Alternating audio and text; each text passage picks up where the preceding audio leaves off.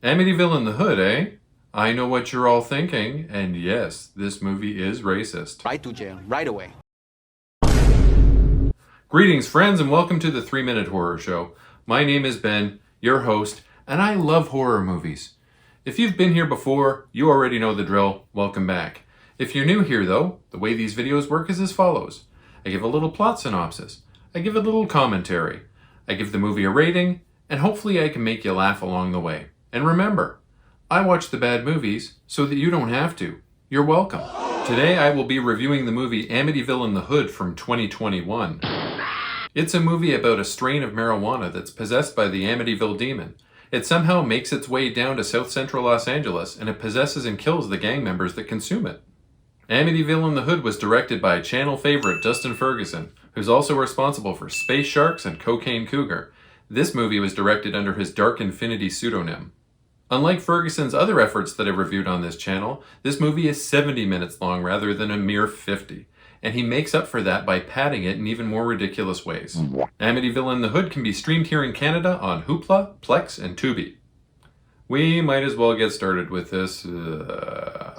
3 years after the events of Amityville Toy Box, some gang members in New York State start growing pot in the Amityville murder house. The head weed guy also reads prayers out of Anton LaVey's satanic Bible as he waters the plants. So these weed plants are double eviled up. A couple guys try to steal the weed from the Amityville grow-op, but it turns out that a rival gang leader named Big M in Compton, California, sent some guys of his own out to collect from these two. Big M's group shoots the two locals and steals their bags of magical marijuana. Ugh. These characters are probably going to make you mad. But don't complain to me because I had to watch this crap twice in order to get enough material for this video. Back to California. A sex worker walks down the street eating a lollipop in slow motion for what feels like 25 minutes. She's there to see Big M, who immediately shoots her in the head when he's done with her. Big M starts selling the Amityville drugs. People start to smoke it and it possesses them, turning them into demons who kill everyone. It looks awful. The Compton police call the New York detective who worked the Amityville Toy Box and Amityville Clown House cases, two other crappy movies by old Dusty Ferg. He comes to town and tries to figure out what's going on, but not before showing a bunch of clips from the Toy Box and Clown House movies. And this is pretty funny because Amityville Clown House was half recycled material from Amityville Toy Box.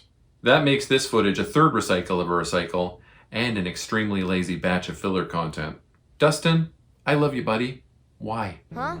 After a soliloquy about how he's going to burn the Amityville house down, the cop drives around Los Angeles while we hear one of the worst rap songs I have ever heard.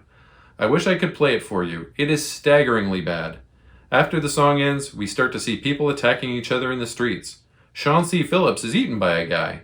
Another guy just walks up and shoots himself in the head. The detective doesn't seem very fazed by any of this and just decides to fly home and blow up the Amityville house.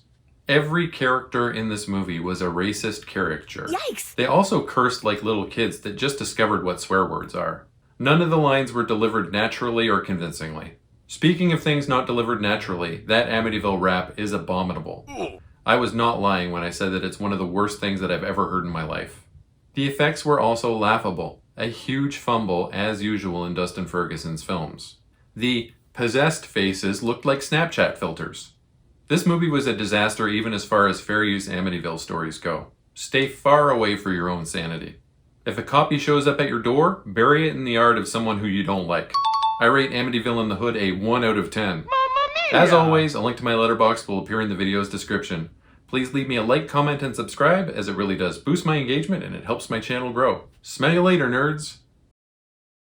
Roscoe, Mongo, YOLO, whatevers.